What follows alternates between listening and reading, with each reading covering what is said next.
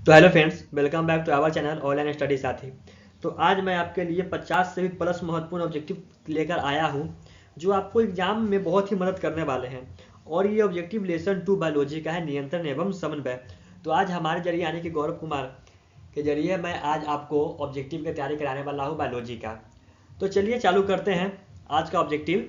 और ये हमारा चैनल है ऑनलाइन स्टडी साथी, और यूट्यूब पर ये चैनल आपको मिल जाएगा ऑनलाइन स्टडी साथी। व्हाट्सअप ऑब्जेक्टिव के लिए, ऑब्जेक्टिव के पीडीएफ के लिए व्हाट्सअप में ज्वाइन कर सकते हैं या फिर टेलीग्राम में ज्वाइन कर सकते हैं। इसका लिंक मैं आपको डिस्क्रिप्शन में दे दूंगा। तो चलिए आज का ऑब्जेक्टिव चालू करते हैं। पहला हमारा ऑब्जेक्टिव, तो आज का ऑब्जेक्टिव है, पहला क्वेश्चन है हमारे पास, मनुष्य की शरीर की सबसे बड़ी ग्रंथि है। मनुष्य के शरीर की सबसे बड़ी ग्रंथि कौन है? पहला लीवर, दूसरा अग्नाशय, तीसरा अंडाशय या फिर एंड्रिनल। तो मनुष्य की शरीर की सबसे बड़ी ग्रंथि जो होती है वो होती है liver. Option number A, option number A सही हो जाएगा, लीवर। और कभी कभी पूछ दिया कि लीवर का साइज कितना होता है, तो लीवर का जो साइज होता है वो होता है 1500 ग्राम से लेके 2000 ग्राम तक। और नहीं तो केजी में पूछेगा तो 1.5 केजी से लेके 1.8 केजी। कहीं की किताब में आपको 1500 से 2000 ग्राम देगा, नहीं कहीं कहीं आपको 1.5 केजी से लेके 1.8 केजी तक देता है। तो इसी का हमारे पास पहला क्वेश्चन था, मनुष्य के शरीर की सबसे बड़ी ग्रंथि कौन है? तो लीवर। नेक्स्ट क्वेश्चन की ओर बढ़ते हैं। नेक्स्ट क्वेश्चन हमारा है, ग्वाइटर अथवा घेघा रोग बनता है। ग्वाइटर अथवा घेघा रोग बनता है। तो क्वेश्चन था मेरा, ग्वाइटर अथवा घेघा रोग बनता है। तो हमारे पास पहला ऑब्जेक्टिव है, चीनी की कमी से, दूसरा आयोडीन की कमी से, रक्त की कमी से या फिर मोटापा से। तो ग्वाइटर एवं घेघा रोग जो बनता है वो होता है आयोडीन की कमी से। ऑप्शन नंबर बी सही हो जाएगा। और हमारा जो चीनी की कमी से होता है वो होता है मधुमेह। चीनी की कमी से होता है मधुमेह, और रक्त की कमी से होता है एनीमिया। ठीक है, तो ग्वाइटर अथवा घेघा रोग बनता है वो होता है आयोडीन की कमी से। नेक्स्ट क्वेश्चन की ओर बढ़ते हैं। नेक्स्ट क्वेश्चन हमारा है, थायरोक्सिन का स्रावन कहाँ होता है? थायरोक्सिन का स्रावन कहाँ होता है? हमारे पास ऑप्शन नंबर ए होता है, थायरोक्सिन का स्रावन कहाँ होता है? हमारे पास पहला ऑप्शन है थायराइड, दूसरा है यकृत, तीसरा है वृक्क या फिर वृषण। तो थायरोक्सिन का स्रावन कहाँ होता है? थायरोक्सिन का स्रावन जो होता है वो होता है थायराइड में। ऑप्शन नंबर ए। अब नेक्स्ट क्वेश्चन की ओर बढ़ते हैं। नेक्स्ट क्वेश्चन हमारा है, मानव में डायलिसियस थैली कौन है? मानव में डायलिसियस थैली कौन है? पहला हमारे पास हो जाए नेफ्रॉन, दूसरा न्यूरॉन, तीसरा माइट्रोकॉन्ड्रिया या इनमें से कोई नहीं। तो मानव में डायलिसियस थैली जो होता है वो होता है नेफ्रॉन। Option number A. ठीक है, नेक्स्ट क्वेश्चन की ओर बढ़ते हैं। नेक्स्ट क्वेश्चन हमारा है, भोजन का पाचन किस प्रकार की अभिक्रिया है? भोजन का पाचन किस प्रकार की अभिक्रिया है? पहला उपचयन, संयोजन, विस्थापन या विस्थापन या अपचयन। तो भोजन का पाचन किस प्रकार की अभिक्रिया है? तो भोजन का पाचन जो होता है वो होता है उपचयन। Option number A, option number A सही हो जाएगा हमारा। भोजन का पाचन किस प्रकार की अभिक्रिया है? तो वो होते हैं उपचयन। नेक्स्ट क्वेश्चन की ओर बढ़ते हैं। नेक्स्ट क्वेश्चन है, कौन सा पादप नियंत्रक फल बेचने वालों द्वारा उपयोग किया जाता है? कौन सा पादप नियंत्रक है जो फल बेचने वालों द्वारा उपयोग किया जाता है? पहला हमारा है एब्सिसिक अम्ल, दूसरा है जिबरेलिन, तीसरा है थाइलिन या ऑक्सिन। तो ऐसा कौन सा पादप नियंत्रक है जो फल बेचने वालों द्वारा उपयोग किया जाता है? तो वो होता है थाइलिन। ऑप्शन नंबर सी हो जाएगा, ये थाइलिन, ऑप्शन नंबर सी। और ये इंपॉर्टेंट क्वेश्चन है, जितना जितना हो सके उतना आप शेयर करें, लाइक करें और दूसरे बच्चों तक पहुंचाएं। और नए हो तो चैनल को सब्सक्राइब कर लें। अब नेक्स्ट क्वेश्चन की ओर बढ़ते हैं, वह संरचना जो उद्दीपन का पहचान कराती है, वह संरचना जो उद्दीपन की पहचान कराती है क्या कहलाती है? पहला ऑप्शन हमारे पास है ग्राही, दूसरा है प्रभावक, तीसरा है उत्तरदायित्व या बेचैनी। तो वह संरचना जो उद्दीपन की पहचान कहलाती है क्या कहलाती है? तो वो होता है ग्राही। Option number A, option number ए ग्राही। ठीक है, नेक्स्ट क्वेश्चन की ओर बढ़ते हैं। नेक्स्ट क्वेश्चन हमारा है, निम्नलिखित में से कौन सी एक अंतःस्रावी और बाह्यस्रावी ग्रंथि दो प्रकार की होती है? निम्न में से कौन अंतःस्रावी ग्रंथि और बाह्यस्रावी ग्रंथि दो प्रकार के होते हैं? पहला अग्नाशय, दूसरा थायराइड, तीसरा पैराथायराइड या प्यूटिटरी। तो निम्न में से कौन सी एक अंतःस्रावी और बाह्यस्रावी ग्रंथि दो प्रकार की होती है? तो वो होता है हमारा अग्नाशय। Option number A. ठीक है, ऑप्शन नंबर ए। अग्नाशय। नेक्स्ट क्वेश्चन की ओर बढ़ते हैं। नेक्स्ट क्वेश्चन की ओर बढ़ते हैं। कौन सी अंतःस्रावी ग्रंथि वृक्क के दोनों ओर ऊपर स्थित होते हैं? कौन सी अंतःस्रावी ग्रंथि वृक्क के दोनों ओर ऊपर स्थित होते हैं? पहला है गोनेट्स, प्यूटिटरी, अग्नाशय या एंड्रिनल। अग्नाशय या एंड्रिनल। तो कौन सी अंतःस्रावी ग्रंथि है जो वृक्क के दोनों ओर ऊपर स्थित होते हैं? तो वो होते हैं option number D, adrenal. Option number D, adrenal. Next question की ओर बढ़ते हैं। नेक्स्ट क्वेश्चन हमारा है जीवों में ध्वनि ग्रहण करने के लिए संवेदी अंग है। जीवों में ध्वनि ग्रहण करने के लिए संवेदी अंग है। तो हमारे पास 4 ऑप्शन है। पहला ऑप्शन है प्रकाश ग्राही, दूसरा ऋण ग्राही, श्रवण ग्राही या स्पर्श ग्राही। तो जीवों में ध्वनि ग्रहण करने के लिए संवेदी अंग कौन होते हैं? तो जीवों में ध्वनि ग्रहण करने के लिए संवेदी अंग जो होते हैं वो श्रवण ग्राही होते हैं। श्रवण ग्राही। Option number C, option number C सही हो जाएगा। नेक्स्ट क्वेश्चन की ओर बढ़ते हैं। नेक्स्ट क्वेश्चन हमारा 11 नंबर क्वेश्चन है। वृक्क के ऊपर स्थित अंतःस्रावी ग्रंथि है। वृक्क के ऊपर स्थित अंतःस्रावी ग्रंथि है। पहला पीयूष ग्रंथि, दूसरा पिनियल ग्रंथि, अधिवृक्क ग्रंथि या अबटू।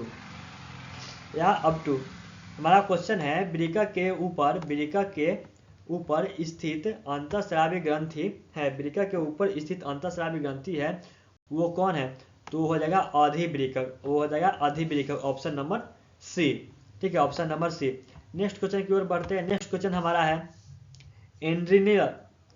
एंड्रीनिलिन हार्मोन स्रावित होता है। एंड्रीनिलिन हार्मोन स्रावित होता है। पहला थाइमस ग्रंथि, दूसरा पीयूष ग्रंथि, हाइपोथैलेमस ग्रंथि या पिनियल ग्रंथि।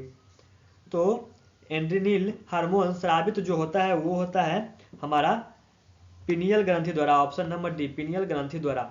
नेक्स्ट क्वेश्चन की ओर बढ़ते हैं। नेक्स्ट क्वेश्चन है निम्न में से कौन सा अंग संवेदी ग्राही नहीं है? निम्न में से कौन सा अंग संवेदी ग्राही नहीं है? पहला कान, आंख, नाक या दिमाग।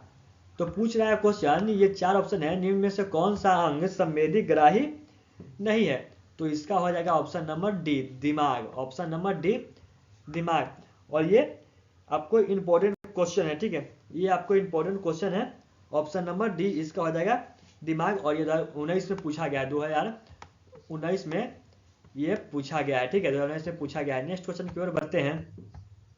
मेरुरज्जु निकलता है। मेरुरज्जु कहाँ से निकलता है? हमारे पास पहला ऑप्शन है प्रमस्तिष्क से, अनुमस्तिष्क से, पोंस से या मेंडुला से। तो मेरुरज्जु कहाँ से निकलता है? तो मेरुरज्जु जो निकलता है वो होता है मेंडुला से। Option number D. मेरुरज्जु कहाँ से निकलता है? तो मेंडुला से निकलता है। यहाँ ऑप्शन नंबर डी हो जाएगा। नेक्स्ट क्वेश्चन की ओर बढ़ते हैं। नेक्स्ट क्वेश्चन हमारा 15 नंबर क्वेश्चन है। निम्न में से कौन गैसीय अवस्था में पाया जाता है? निम्न में से कौन गैसीय अवस्था में पाया जाता है? पहला जिब्रेलिन, ऑक्सीन, थाइलिन, इथाइलिन या एब्सिसिकम।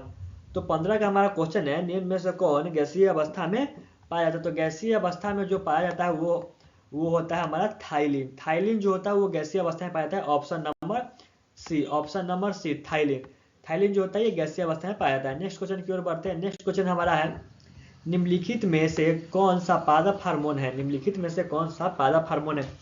पहला हमारा ऑप्शन है इंसुलिन, थायरॉक्सिन, एस्ट्रोजन या साइटोकाइनिन। तो क्वेश्चन पूछ रहा है निम्न में से कौन, यानी निम्नलिखित में से कौन सा पादप हार्मोन है? निम्नलिखित में से कौन सा पादप हार्मोन है? तो साइटोकाइनिन जो होता है ये पादप हार्मोन है। ये ऑप्शन नंबर डी सही हो जाएगा। नेक्स्ट क्वेश्चन की ओर बढ़ते हैं। नेक्स्ट क्वेश्चन हमारा है दो तंत्रिका कोशिका के मध्य खाली स्थान को कहते हैं। दो तंत्रिका के मध्य खाली स्थान को क्या कहते हैं? हमारे पास पहला ऑप्शन है द्रुमिका, सिनेटिक द्वार, एक्सॉन या आवेग। दो तंत्रिका कोशिका के मध्य खाली स्थान को क्या कहते हैं? तो इसका हमारे पास आंसर हो जाएगा सिनेटिक द्वार। ऑप्शन नंबर बी, सिनेटिक द्वार। ठीक है, ऑप्शन नंबर बी, सिनेटिक द्वार। नेक्स्ट क्वेश्चन की ओर बढ़ते हैं। नेक्स्ट क्वेश्चन है हमारा है मस्तिष्क उत्तरदायी है। पहला सोचने के लिए, हृदय स्पंदन के लिए, शरीर के संतुलन बनाने के लिए या उपयुक्त सभी। तो मस्तिष्क जो उत्तरदायी होते हैं वो होते हैं सोचने के लिए भी, हृदय के स्पंदन के लिए भी या शरीर के संतुलन के लिए, तीनों के लिए मस्तिष्क जो होते हैं वो उत्तरदायी होते हैं, इसीलिए इसका ऑप्शन नंबर डी सही हो जाएगा। और आप इस चैनल के साथ बने रहें लास्ट तक, और आपको बहुत सारे ऑब्जेक्टिव की तैयारी इस वीडियो में आज होने वाली है। तो नेक्स्ट क्वेश्चन देखते हैं, हमारा नेक्स्ट 19 नंबर क्वेश्चन। कोशिकीय जीवों में निम्न में से किस प्रकार का समन्वय पाया जाता है? बहुकोशिकीय जीवों में निम्न में से किस प्रकार का समन्वय पाया जाता है? पहला रासायनिक समन्वय, दूसरा तंत्रिका समन्वय, उपयुक्त दोनों, या इनमें से कोई नहीं। तो क्वेश्चन पूछ रहा था बहुकोशिकीय जीवों में निम्न में से किस प्रकार का समन्वय पाया जाता है? तो ये हो जाएगा इसमें रासायनिक और तंत्रिका, ये दोनों समन्वय पाया जाता है, इसीलिए इसका ऑप्शन नंबर सी सही हो जाएगा। नेक्स्ट क्वेश्चन की ओर बढ़ते हैं। नेक्स्ट क्वेश्चन हमारा है, तंत्रिका कोशिकाएं कितने प्रकार के होते हैं? तंत्रिका कोशिकाएं जो होते हैं वो कितने प्रकार के होते हैं? तो तंत्रिका कोशिका जो होते हैं वो 3 प्रकार के होते हैं। ठीक है, तंत्रिका कोशिका जो होते हैं वो 3 प्रकार के होते हैं। नेक्स्ट क्वेश्चन की ओर बढ़ते हैं। नेक्स्ट क्वेश्चन हमारा है, प्रतिवर्ती चाप कहाँ बनता है? प्रतिवर्ती चाप जो होता है वो कहाँ बनता है? पहला हमारे पास ऑप्शन है मेरुरज्जु, मस्तिष्क, पेशी ऊतक, या इनमें से कोई नहीं। तो प्रतिवर्ती चाप जो है वो पूछ रहा है कहाँ बनता है। तो प्रतिवर्ती चाप जो है वो मेरुरज्जु में बनता है, मेरुरज्जु, ऑप्शन नंबर ए मेरुरज्जु में बनता है। ठीक है, नेक्स्ट क्वेश्चन की ओर बढ़ते हैं। नेक्स्ट क्वेश्चन हमारा है, शरीर की प्रधान नियंत्रण ग्रंथि किसे कहा जाता है? शरीर की प्रधान नियंत्रण ग्रंथि किसे कहा जाता है? पहला जनन ग्रंथि, दूसरा पीयूष ग्रंथि, थायराइड ग्रंथि, या इनमें से कोई नहीं। तो शरीर की प्रधान नियंत्रण ग्रंथि जो है वो पीयूष ग्रंथि को कहा जाता है, पीयूष ग्रंथि। ठीक है, ऑप्शन नंबर बी सही हो जाएगा, पीयूष ग्रंथि। ठीक है, नेक्स्ट क्वेश्चन की ओर बढ़ते हैं। नेक्स्ट क्वेश्चन हमारा है 23 नंबर, अंतःस्रावी ग्रंथियां होती है। हमारा पहला ऑप्शन है नलिका विहीनी, नलिका युक्त, दोनों, या इनमें से कोई नहीं। ठीक है, तो अंतःस्रावी ग्रंथि जो होती है वो होती है नलिका विहीनी, ऑप्शन नंबर ए। ठीक है, अंतःस्रावी ग्रंथियां जो होती है वो नलिका विहीनी होती है। ठीक है, नेक्स्ट क्वेश्चन की ओर बढ़ते हैं। लैंगरहैंस की दूपिकाएं पाई जाती है। पहला यकृत में, मस्तिष्क में, पकाशय में, या अग्नाशय में। सॉरी, पकाशय, यहाँ पकवाशय हो जाएगा। ठीक है, ऑप्शन नंबर सी पकवाशय होगा, यहाँ टाइपिंग मिस्टेक है। तो लैंगरहैंस की दूपिकाएं पाई जाती है वो होती है हमारा अग्नाशय में। लैंगरहैंस की दूपिकाएं जो होती है वो होती है अग्नाशय में। नेक्स्ट क्वेश्चन की ओर बढ़ते हैं। हमारा नेक्स्ट क्वेश्चन है, निम्नलिखित में से किस वर्थ हार्मोन कहा जाता है? निम्नलिखित में से किसे वर्थ हार्मोन कहा जाता है? यहाँ पे किसे होगा। ठीक है, निम्नलिखित में से किसे वर्थ हार्मोन कहा जाता है? पहला हमारे पास ऑप्शन है टायरोसिन, ऑक्सीटोसिन, थायरोटोपिन, ट्रोपिन, या इंसुलिन। तो इसका आंसर जो होगा, निम्नलिखित में से किसे वर्थ हार्मोन कहा जाता है? तो ये ऑप्शन नंबर बी, ऑक्सीटोसिन, इसे ही वर्थ हार्मोन कहा जाता है। नेक्स्ट क्वेश्चन की ओर बढ़ते हैं। हमारा नेक्स्ट क्वेश्चन है, निम्नलिखित में से कौन पुरुष हार्मोन है? हमारे पास चार ऑप्शन है। पहला है एड्रेनालिन, दूसरा है एस्ट्रोजन, टेस्टोस्टेरोन, और इंसुलिन। ठीक है, निम्नलिखित में से किसे पुरुष हार्मोन कहा जाता है? निम्नलिखित में से कौन पुरुष हार्मोन है? तो 26 का जो हो जाएगा ऑप्शन नंबर सी, टेस्टोस्टेरोन है, ये पुरुष हार्मोन है, इसलिए option number C. Next question की ओर बढ़ते हैं। नेक्स्ट क्वेश्चन हमारा है पतियों का मुरझाना किस पादप हार्मोन के कारण संभव हो पाता है? पतियों का मुरझाना किस पादप हार्मोन के कारण संभव हो पाता है? पहला हमारा पास ऑप्शन है जिब्रेलिन, साइटोकाइनिन, एब्सिसिक अम्ल, या सभी सही है, यानी सभी सही है। तो पतियों का मुरझाना जो होता है वो एब्सेसिक अम्ल के कारण होता है। पत्तियों का मुरझाना ये एब्सेसिक अम्ल यानी ऑप्शन नंबर सी, एब्सेसिक अम्ल, ऑप्शन नंबर सी, ठीक है। पत्तियों का मुरझाना जो होता है वो एब्सेसिक अम्ल के कारण होता है, option number C. Next question की ओर बढ़ते हैं। नेक्स्ट क्वेश्चन हमारा है, नेक्स्ट क्वेश्चन, स्रावित होने वाले हार्मोन का समय और मात्रा किस क्रियाविधि द्वारा नियंत्रित की जाती है? स्रावित होने वाले हार्मोन का समय और मात्रा किस क्रियाविधि द्वारा नियंत्रित किया जाता है? पहला हमारे पास ऑप्शन है स्रवण, परिशोधन, या फिर अनुक्रिया, या पूर्णभरण, या फिर पूर्णभरण। तो हमारे पास स्रावित होने वाले हार्मोन का समय और मात्रा जो है वो पूर्णभरण, ऑप्शन नंबर डी, पूर्णभरण द्वारा नियंत्रित किया जाता है, option number D. Next question की ओर बढ़ते हैं। नेक्स्ट क्वेश्चन हमारा है, जड़ का अधोगामी वृद्धि है, जड़ का अधोगामी वृद्धि है। पहला हमारे पास ऑप्शन है प्रकाश का अनुवर्तन, गुरुत्वानुवर्तन, जल अनुवर्तन, रसायन अनुवर्तन। तो जड़ का अधोगामी जो होता है वो होता है ऑप्शन नंबर बी, गुरुत्वानुवर्तन, ऑप्शन नंबर बी, गुरुत्वानुवर्तन। नेक्स्ट क्वेश्चन की ओर बढ़ते हैं। नेक्स्ट क्वेश्चन हमारा है, नेक्स्ट क्वेश्चन, पोन्स, मेंडुला और अनुमस्तिष्क, पोन्स, मेंडुला और अनुमस्तिष्क। और हमारे पास चार ऑप्शन है। अग्र मस्तिष्क का हिस्सा है, पूछ रहा है पोन्स, मेंडुला और अनुमस्तिष्क किसका हिस्सा है? तो हमारे पास अग्र मस्तिष्क का हिस्सा है, मध्य मस्तिष्क का हिस्सा है, या पाश्चिम मस्तिष्क का हिस्सा है, या फिर प्रमस्तिष्क का हिस्सा है, प्रमस्तिष्क का हिस्सा है। तो पोन्स, मेंडुला और अनुमस्तिष्क ये जो होते हैं ये पश्चिम मस्तिष्क का हिस्सा होते हैं, पश्चिम मस्तिष्क का हिस्सा होता है, ठीक है। पश्चिम मस्तिष्क का हिस्सा होता है option number C, option number C, पश्चिम मस्तिष्क का ये हिस्सा होते हैं, ठीक है। नेक्स्ट क्वेश्चन की ओर बढ़ते हैं। नेक्स्ट क्वेश्चन हमारा है, नेक्स्ट क्वेश्चन, निम्नलिखित में से कौन सी अनैच्छिक क्रिया नहीं है? निम्नलिखित में से कौन सी अनैच्छिक क्रिया नहीं है? पहला बमन, चबाना, लार आना, हृदय का धड़कना। तो पूछ रहा है निम्नलिखित में से कौन सा अनैच्छिक क्रिया नहीं है? तो अनैच्छिक क्रिया इनमें से कौन नहीं है? तो वो हो जाएगा हमारा चबाना, ऑप्शन नंबर बी, चबाना। चबाना जो होता है वो अनैच्छिक क्रिया नहीं होता है, ठीक है, ऑप्शन नंबर बी। निम्नलिखित में से अगला क्वेश्चन है 32 नंबर क्वेश्चन, आयोडीन की कमी से कौन सा रोग होता है? आयोडीन की कमी से कौन सा रोग होता है? पहला घेघा, मधुमेह, स्कर्वी, एड्स। तो आयोडीन की कमी से जो होता है वो जो घेघा रोग होता है, ठीक है। आयोडीन की कमी से होने वाला रोग जो होते हैं वो होते हैं घेघा रोग, ऑप्शन नंबर ए, ठीक है, वो घेघा रोग होते हैं। नेक्स्ट क्वेश्चन की ओर बढ़ते हैं।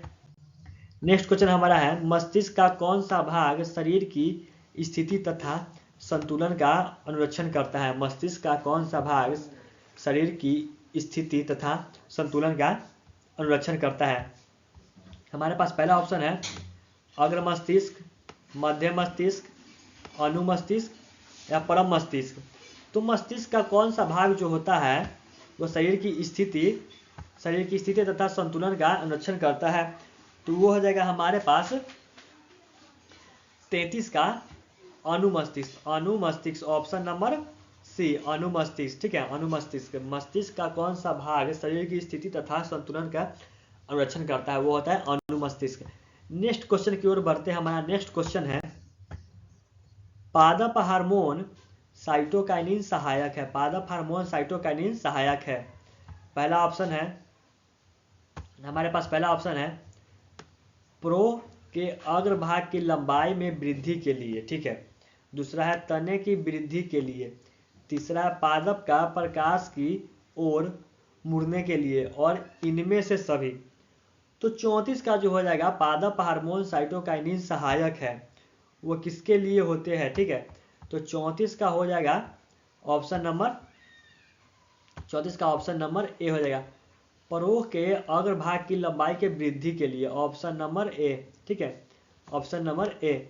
नेक्स्ट क्वेश्चन की ओर बढ़ते हैं। 35 नंबर क्वेश्चन हमारा है, और इस चैनल से मैं आपको ऑब्जेक्टिव की तैयारी करा रहा हूं, और ये ऑब्जेक्टिव आज का ऑब्जेक्टिव है, ये 50 प्लस ऑब्जेक्टिव है, ठीक है। और ये आपको एग्जाम में पूछे जाएंगे और सारे के सारे ऑब्जेक्टिव VVI है, ठीक है।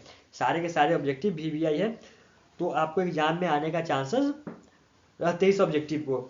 सो ध्यान से देखें और शेयर करें इस वीडियो को। नेक्स्ट क्वेश्चन है हमारा, अनुकुंचन की गति किस पौधे पर प्रमाणित की जाती है? अनुकुंचन की गति किस पौधे पर प्रमाणित की जाती है? हमारे पास पहला ऑप्शन है छुई पर, दूसरा है घृतकुमारी पर, या कैंडुला पर, या कैक्टस पर। तो अनुकुंचन गति किस पौधे पर प्रमाणित की जाती है? अनुकुंचन गति किस पौधे पर प्रमाणित की जाती है? तो 35 का हमारे पास हो जाएगा छुई पौधे, ऑप्शन नंबर ए, छुई पौधे पर, ठीक है। ऑप्शन नंबर ए सही हो जाएगा। नेक्स्ट क्वेश्चन की ओर बढ़ते हैं। हमारा नेक्स्ट क्वेश्चन है, थायराइड ग्रंथि में कौन सा हार्मोन निकलता है? थायराइड ग्रंथि से कौन सा हार्मोन निकलता है? हमारे पास पहला ऑप्शन है वृद्धि हार्मोन, दूसरा है थायरॉक्सिन, तीसरा है इंसुलिन या एंड्रोजन। तो थायराइड ग्रंथि से कौन सा हार्मोन निकलता है? तो थायराइड ग्रंथि से 36 का हमारे पास थायराइड ग्रंथि से होता है thyroxine, option number B thyroxine निकलता है, ठीक है। नेक्स्ट क्वेश्चन की ओर बढ़ते हैं। हमारा नेक्स्ट, तो हमारा 37 नंबर क्वेश्चन है, इंसुलिन की कमी से कौन सा रोग होता है? इंसुलिन की कमी से कौन सा रोग होता है? हमारे पास ऑप्शन नंबर ए है एड्स, दूसरा बेरी, घेघा या मधुमेह। तो इंसुलिन की कमी से कौन सा रोग होता है? तो वो होता है मधुमेह, ऑप्शन नंबर डी। इंसुलिन की कमी से कौन सा रोग होता है? मधुमेह होता है। और एड्स जो होता है, एड्स यह असुरक्षित यौन संपर्क बनाने से एड्स होता है, ठीक है। और बेरी जो होता है वो विटामिन बी की कमी है। और घेघा रोग जो होता है आयोडीन की कमी से होता है। तो ध्यान से देखिए इस वीडियो, इस क्वेश्चन को। इस क्वेश्चन में जो क्वेश्चन मैं आपको बता रहा हूँ 4 क्वेश्चन के बारे में, ये बहुत ही इंपॉर्टेंट क्वेश्चन है। और 4 में से ये कोई भी एक आ सकता है आप एग्जाम में, एकदम कन्फर्म है कि ये एग्जाम में आपको आएगा ही आएगा, चारों में से कोई सा भी है। तो एड्स किसी कारण होता है? तो असुरक्षित यौन संपर्क बनाने से। बेरी किसके कारण होता है? विटामिन बी की कमी से। और घेघा जो होता है आयोडीन की कमी से होता है। मधुमेह जो होता है वो इंसुलिन की कमी के कारण मधुमेह होता है, ठीक है। नेक्स्ट क्वेश्चन की ओर बढ़ते हैं। हमारा नेक्स्ट क्वेश्चन है, खोपड़ी के अग्र सिरे पर स्थित न्यूरॉन को शरीर के विभिन्न भागों से क्या प्राप्त होता है? खोपड़ी के अग्र सिरे पर स्थित न्यूरॉन को शरीर के विभिन्न भागों से क्या प्राप्त होता है? तो हमारे पास ऑप्शन है, हमारा पहला ऑप्शन है जल, दूसरा खून, संकेत या वायु। खून, संकेत या फिर वायु। तो खोपड़ी के अग्र सिरे पर स्थित न्यूरॉन को शरीर के विभिन्न भागों से क्या प्राप्त होता है? तो 38 का हमारे पास ऑप्शन नंबर हो जाएगा सी, संकेत जो होता है वो प्राप्त होता है, ठीक है। Option number C. Next question की ओर बढ़ते हैं। नेक्स्ट क्वेश्चन है हमारा, अबटू ग्रंथि को थायरॉक्सिन हार्मोन बनाने के लिए सहायक है। अबटू ग्रंथि को थायरॉक्सिन हार्मोन बनाने के लिए सहायक है। पहला लोहा, दूसरा वसा, प्रोटीन, आयोडीन। तो अबटू ग्रंथि को थायरॉक्सिन हार्मोन बनाने के लिए आवश्यक है, वो क्या होता है आवश्यक? तो उसके लिए होता है आयोडीन आवश्यक होता है, ठीक है। Option number D. Next question की ओर बढ़ते हैं। हमारे पास नेक्स्ट क्वेश्चन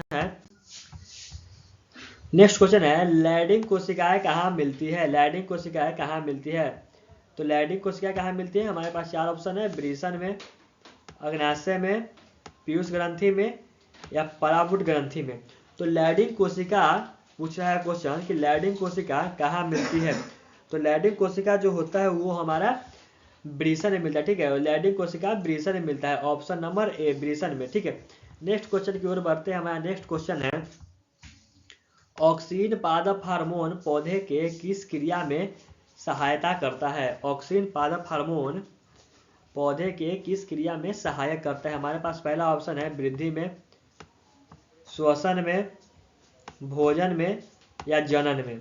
तो ऑक्सीन पादप हार्मोन पौधे के किस क्रिया में सहायक करता है? तो ऑक्सीन पादप हार्मोन जो होता है वो होता है हमारा वृद्धि में सहायक करता है, option number D, option number ए, वृद्धि में वृद्धि में सहायक करता है। ठीक है, नेक्स्ट क्वेश्चन की ओर बढ़ते हैं। हमारा नेक्स्ट क्वेश्चन है तंत्रिका तंत्र का भाग है। तंत्रिका तंत्र का भाग है, हमारा पहला ऑप्शन है मस्तिष्क, रीढ़, रज्जु या इनमें सभी। तो तंत्रिका तंत्र का कौन सा भाग होता है?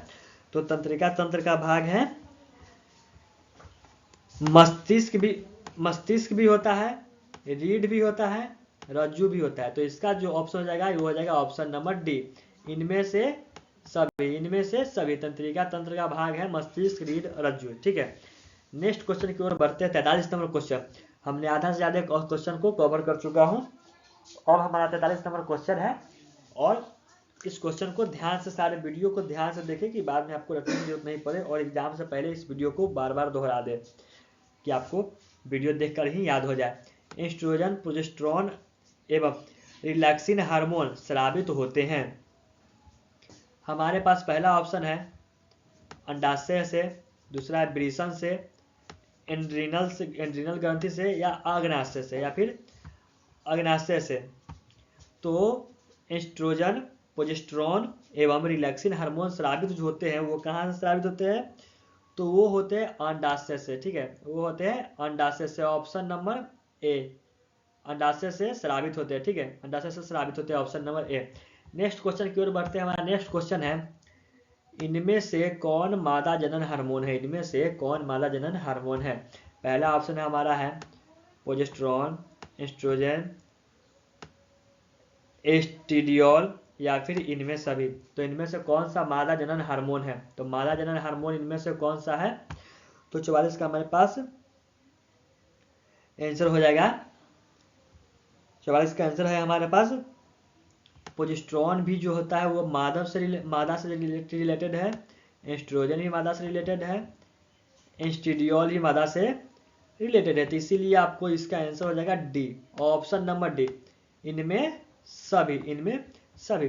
नेक्स्ट क्वेश्चन की ओर बढ़ते हैं। हमारा नेक्स्ट क्वेश्चन है निम्न में से कौन हेट्रोक्राइन ग्रंथि है? निम्न में से कौन हेट्रोक्राइन ग्रंथि है? 45 नंबर क्वेश्चन है, निम्न में से कौन हेट्रोक्राइन ग्रंथि है? पहला ऑप्शन है प्यूटिटरी ग्रंथि, दूसरा यकृत, वृषण या थायराइड ग्रंथि। तो क्वेश्चन हमारा है निम्न में से कौन हेट्रोक्राइन ग्रंथि है? निम्न में से कौन हेट्रोक्राइन ग्रंथि है? तो ये हो जाएगा ऑप्शन नंबर सी, वृषण। वृषण जो होता है ये हेट्रोक्राइन ग्रंथि होता है, ऑप्शन नंबर सी। ठीक है, वृषण। 46 नंबर क्वेश्चन की ओर बढ़ते हैं। 46 नंबर क्वेश्चन, कॉपर्स ल्यूटियम से स्रावित होने वाला हार्मोन है। कॉपर ल्यूटियम से स्रावित होने वाला हार्मोन कौन है? हमारे पास पहला क्वेश्चन है एस्ट्रोजन, प्रोजेस्टेरोन, एस्ट्रोजन, टेट्रोसोम। तो कॉपर ल्यूटियम से स्रावित होने वाला हार्मोन जो होता है वो होता है option number C, option number C, estrogen, option number C, estrogen. Next question की ओर बढ़ते हैं। तो नेक्स्ट क्वेश्चन की ओर बढ़ते हैं। हमारा नेक्स्ट क्वेश्चन है हमारे शरीर में विभिन्न जैविक कार्यों का नियंत्रण होता है। हमारे शरीर में विभिन्न जैविक कार्यों का नियंत्रण कैसे होता है? हमारे पास पहला ऑप्शन है तंत्रिका द्वारा, रसायनों द्वारा, तंत्रिका एवं रसायन दोनों द्वारा, या इनमें से कोई नहीं।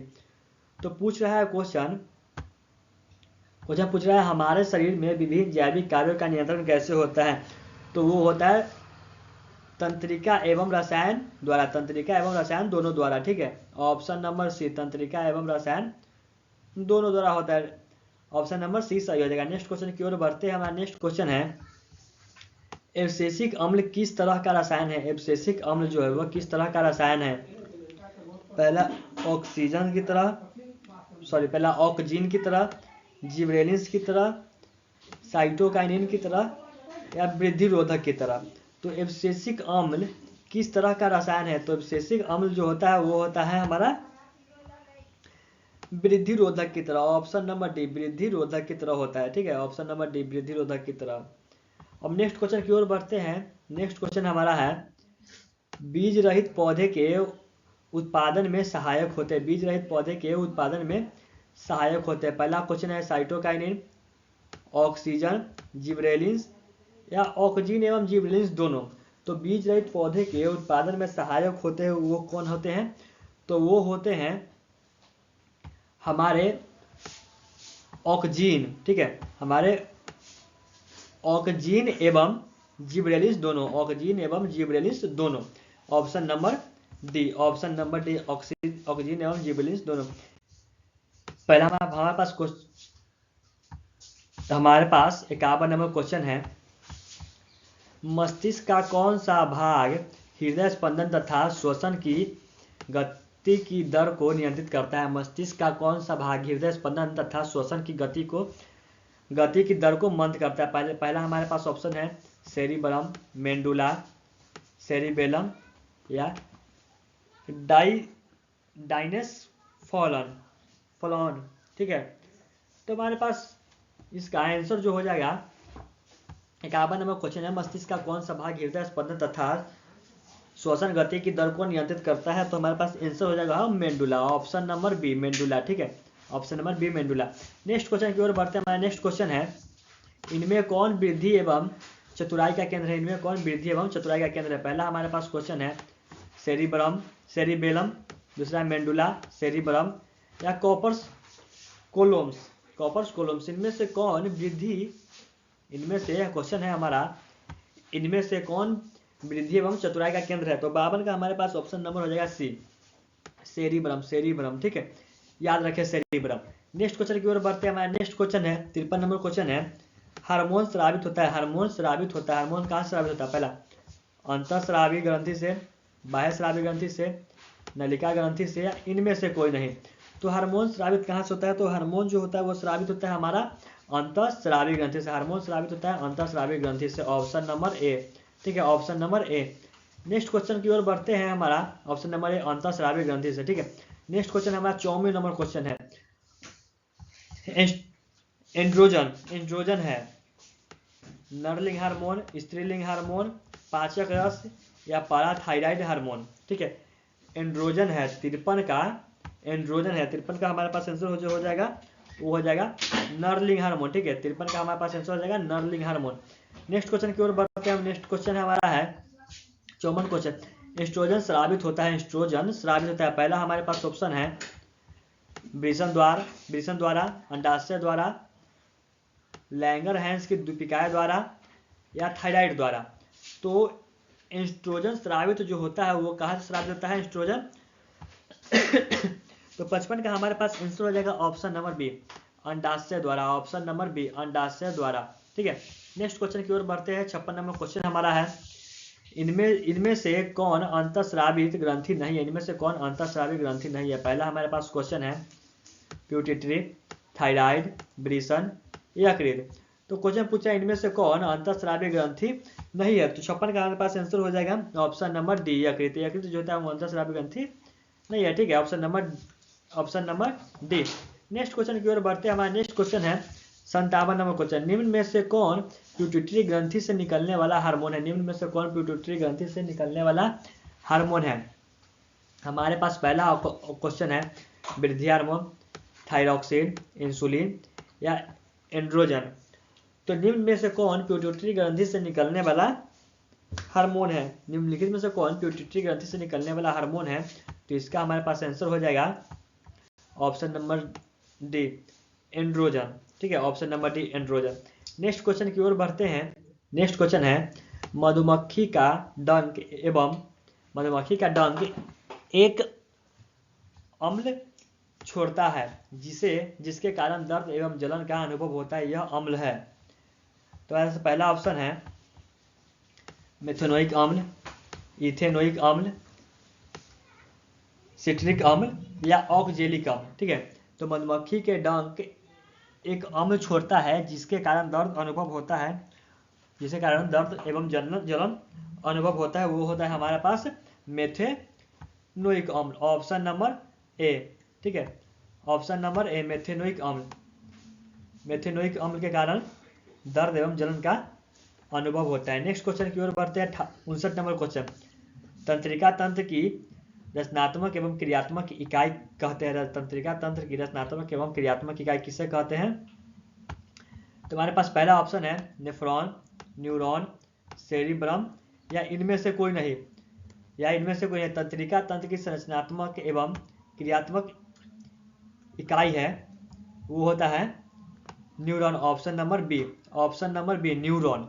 ठीक है, नेक्स्ट क्वेश्चन की ओर बढ़ते हैं। 60 नंबर क्वेश्चन है किसे रासायनिक दूध कहा जाता है? हमारे पास पहला ऑप्शन है उद्दीपक, पाचक रस, हार्मोन या फिर आवेग।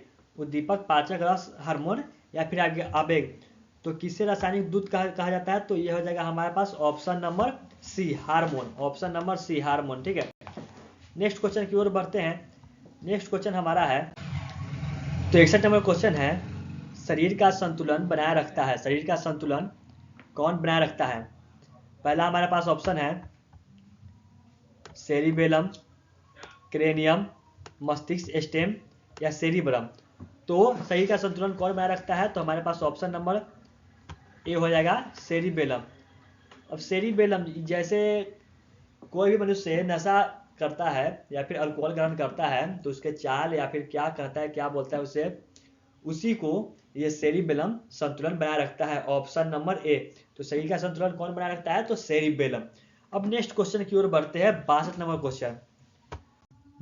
क्वेश्चन, किशोरावस्था में होने वाले शारीरिक परिवर्तन का कारण है। पहला हमारे पास ऑप्शन है टेस्टोस्टेरोन, दूसरा है एस्ट्रोजन, थायरॉक्सिन या ए और बी दोनों। तो 62 का हमारे पास किशोरावस्था में होने वाले शारीरिक परिवर्तन का कारण है, तो इसका कारण होता है टेस्टोस्टेरोन। ठीक है, टेस्टोस्टेरोन और एस्ट्रोजन ये दोनों होते हैं, इसीलिए इसका ऑप्शन नंबर डी सही हो जाएगा, ए और बी दोनों। ठीक है, नेक्स्ट क्वेश्चन की ओर बढ़ते हैं। नेक्स्ट क्वेश्चन हमारा है, निम्नलिखित में कौन पादप हार्मोन नहीं है?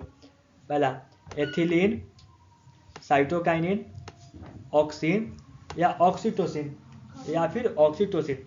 तो हमारे पास निम्नलिखित में कौन पादप हार्मोन नहीं है? तो इसका हो जाएगा हमारे पास oxytocin. Option number D oxytocin. अब नेक्स्ट क्वेश्चन की ओर बढ़ते हैं। 64 नंबर क्वेश्चन, पौधे और पशुओं की कोशिकाओं का वैज्ञानिक अध्ययन क्या कहलाता है? पौधे एवं कोशिकाओं का वैज्ञानिक अध्ययन क्या कहलाता है? ऑप्शन नंबर ए अनुवांशिकी, कोशिका विज्ञान, साइटोजेनेटिक्स या फिर उत्तक विज्ञान। तो पौधे और पशुओं की कोशिकाओं का वैज्ञानिक अध्ययन क्या कहलाता है? तो वो होता है कोशिका विज्ञान। Option number B. ठीक है, ऑप्शन नंबर बी सही हो जाएगा। नेक्स्ट क्वेश्चन की ओर बढ़ते हैं। नेक्स्ट क्वेश्चन हमारा है, मानव शरीर में सबसे लंबी कोशिका कौन है? पहला हमारे पास ऑप्शन है रक्त कोशिका, दूसरा है मांसपेशियां, तंत्रिका कोशिका या दिल की कोशिका। तो मानव शरीर की सबसे लंबी कोशिका कौन है? तो वो होते हैं तंत्रिका कोशिका। Option number C. ठीक है, option number C. Next question की ओर बढ़ते हैं। Next question 66 number question, testosterone स्रावित होता है। टेस्टोस्टेरोन कहाँ से स्रावित होता है? पहला हमारे पास है वृषण, वृकक, अंडाशय या थायराइड ग्रंथि से। टेस्टोस्टेरोन स्रावित कहाँ से होता है? तो टेस्टोस्टेरोन जो होता है वो होता है हमारा वृषण से स्रावित होता है। टेस्टोस्टेरोन होता है वृषण से स्रावित होता है। Option number A. ठीक है, ऑप्शन नंबर ए वृषण। अब नेक्स्ट क्वेश्चन की ओर बढ़ते हैं। 67 नंबर क्वेश्चन और सेकंड लास्ट क्वेश्चन हमारे वीडियो का। ठीक है, पहला हमारा 67 नंबर क्वेश्चन, रुधिर चाप नियंत्रित होता है। पहला ऑप्शन है थाइमस द्वारा, थायराइड द्वारा, एड्रिनल द्वारा या फिर वृषण द्वारा। तो रुधिर चाप जो होता है वो नियंत्रित होता है एड्रिनल द्वारा। ऑप्शन नंबर सी एड्रिनल द्वारा। अब नेक्स्ट क्वेश्चन की ओर बढ़ते, और क्वेश्चन रहेगा कभी कभी कि रुधिर चाप नियंत्रित होता है, और ये क्वेश्चन और पूछा जाएगा कि रक्तचाप नियंत्रित होता है। रुधिर को ही रक्त कहा जाता है। ठीक है, अब नेक्स्ट क्वेश्चन, और ये हमारी वीडियो का लास्ट क्वेश्चन है। ठीक है, 68 नंबर क्वेश्चन, मानव मस्तिष्क का औसत भार कितना होता है? पहला ऑप्शन है हमारे पास 1 kg, 2 kg, 1.4 kg या इनमें से कोई नहीं। तो मानव मस्तिष्क का औसत भार जो होता है वो होता है हमारा ऑप्शन नंबर सी 1.4 kg। और इस वीडियो के अंत तक बने के रहने के लिए धन्यवाद।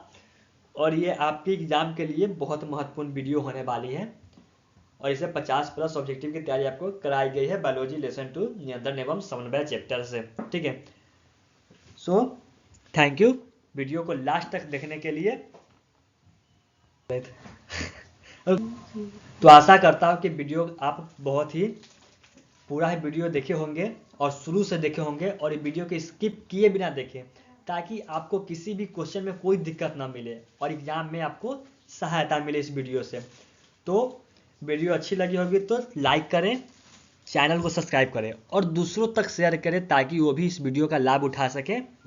सो थैंक यू, मिलते हैं अगली वीडियो में ऑनलाइन स्टडी साथी की तरफ से।